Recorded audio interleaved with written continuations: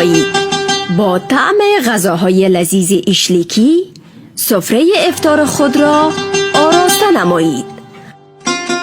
لذت، کیفیت و نظافت را در ترکمن ایشلیکی تجربه نمایید.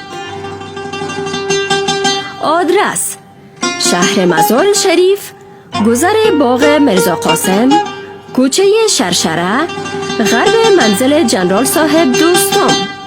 شماره های تماس 0770 96 2009 و 0783 63 03 06.